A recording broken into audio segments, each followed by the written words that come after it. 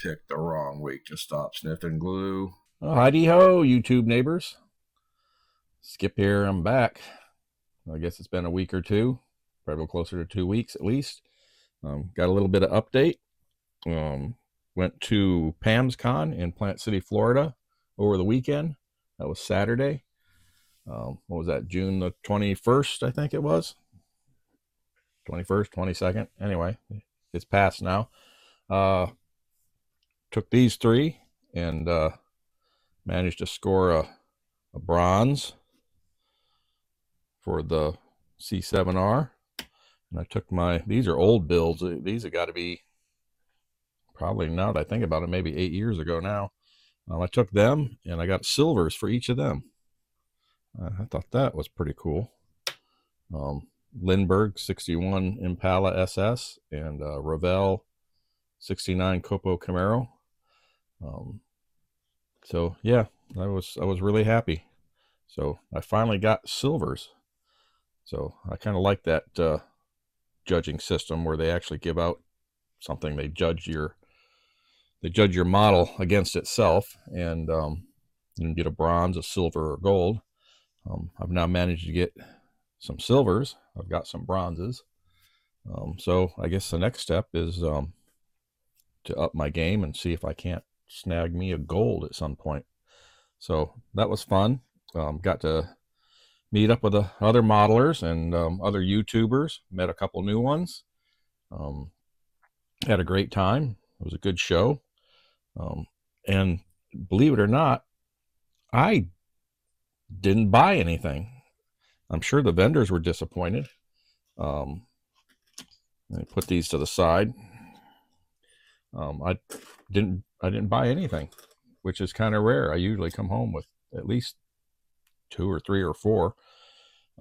But that's good because I really don't need any more. I'm pretty sure I've got enough, more than enough, to keep me busy for the rest of my life, and probably a couple other people's. So let me get these out of the way so I can't focus on more than one thing at a time. So let me get those out of the way. All right, so was Pamscon. Oh, old Tom, Rambler 69, he fixed me up. Hooked me up with another one of these dragsters, the Don Prudhomme. So that's so that I can do, remember I had a video 1 or 2 back about this wedge dragster that I have this old body for, and I needed one of these for the chassis and everything, because all I have is these 2 body parts. But these are supposed to be the foundation for this kit. So I've got this and I've got this. I should be able to restore this. So thank you very much, Tom. I really appreciate it. And so that will get me on that way to maybe getting that thing built or restored or whatever I'm doing with it. I guess the next thing I gotta do is find out what I can do about these decals. Or, I mean, some of this I could paint, but that eagle and shield might be a little tough in the spirit of 76. But I'll have to see what I can find there. And I think that's it for the show. Again, had a great time. I've been trying to turn let me get the crap out of my mouth. Been trying to turn over a new leaf, and because I'm not getting anything done. I got to get some stuff built. I got a lot of things started, nothing finished. So I've been trying to come in here at least 1 hour, a minimum of 1 hour every day or evening whenever I get home, and do something. So that's what I've kind of been doing. I've got this old small scale group build that I didn't finish, and I've been working on it. So I've got the engine and transmission fit in there now. You see, they're not glued in there, but I've got my mounts and stuff made. I had to redo, because this was a curbside. I had to cut see, there's part of the engine and stuff I cut out of the bottom, and that's in an earlier video. And so I had to get this all mounted in there. So I did a little notching there, and put these pieces of angle, which is I can't remember the size of this, but it's small. Took that, basically I set it straight in there across, and then I marked it and cut the center out. And the engine mounts on this 3D printed engine fit right on top. And then on the transmission, because I had to get the tail up because the engine was kicked way back too much. So I took some flat stock. No, that ain't it. Well, I cut it off from some 80 thousandths sheet and made 2 little pieces there and made me a little transmission mount so that it goes in there and fits perfect. So that's pretty good. I'm getting close to where I can start painting this stuff. So that's, and I had to make some clearance. I had to clearance the transmission. Is now a little high. So yeah, I clearanced out the bottom of the floor pan so to sit flat. And well, you can see it's pretty thin now. See the light through it, but it's not broken yet. Keep messing with it, Skip, so you do break it. But yeah, so that works out good. Put that on there. And so then I was thinking, so here's the grill shell. Of course, it's a curb size, so there's nothing in the grill shell because you're supposed to put the hood on there. So I got distracted, and I said I need a radiator to put in there, and I didn't have anything in my parts boxes. So I got on Tinkercad, and I took a file. I probably should have started from scratch. I started with a file. It was just like a blank. There was nothing on it really. And I started messing with it, and I did get this up here where you can see.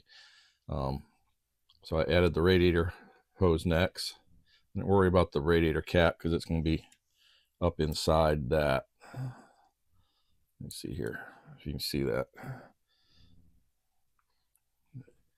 And then I said, well, it needs some radiator fins, some cooling fins. So in Tinkercad, I was doing all this in Tinkercad. I started messing with it, and I made all those fins for it. So you can do some neat stuff even in Tinkercad, even as clunky as it is. I guess y'all can see that.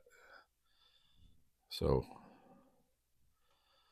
yeah, so I did a thin one. Of course, I rescaled it afterward because this was started out as a 110 scale.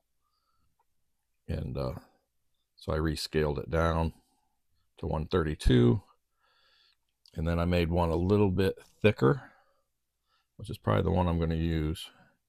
You see, it's just a little thicker there. And probably need to go back and do some repair on that file because, as you can see, I think we can see that there's some spots there, like right in there. Let me get a pointer. Let's get a pointer. Oh, let's take little Mr. Squirrel or whatever it is here. Like right there. See, there's like a block there. So this radiator, I'm just going to say was repaired, and that's why that's there. It's a repaired radiator. But I probably need to go back in my file, put it back in Tinkercad and see if I can. I didn't notice it on the file, so both of them did it. So maybe I'll fix it. Maybe I won't. I may never use this again, so maybe I won't mess with it at all. But yeah, there it is. Now what I should have done is started from scratch, and I could have made this where you could actually see through those fins.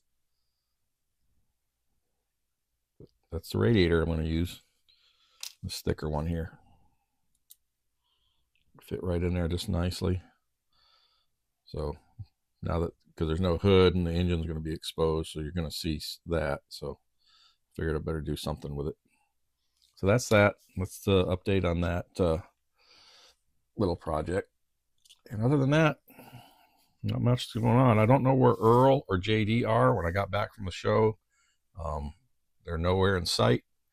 I don't think they went too far because JD's foil hat is still laying here, and he usually doesn't leave the house without it.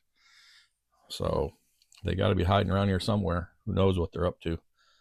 So hopefully we can get an update from those two nuggin heads, noodle brains, whatever you want to call them. All right, that's it. I'm gonna shut up here. It's been 10 minutes. All right, thanks for dropping by.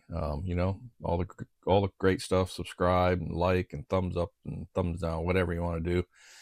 And I guess, oh, shop cards. You know the routine. You want some junk mail? My email's down in the description. Just drop me an email and you know, give me your mailing address and say you need more junk mail. You don't get enough, and I can send you out a shop card if you want. And other than that, I guess I'm gonna shut up now. I already said it once, 2, 3, 4. I'm out of here. Till next time, we'll catch y'all later. See ya.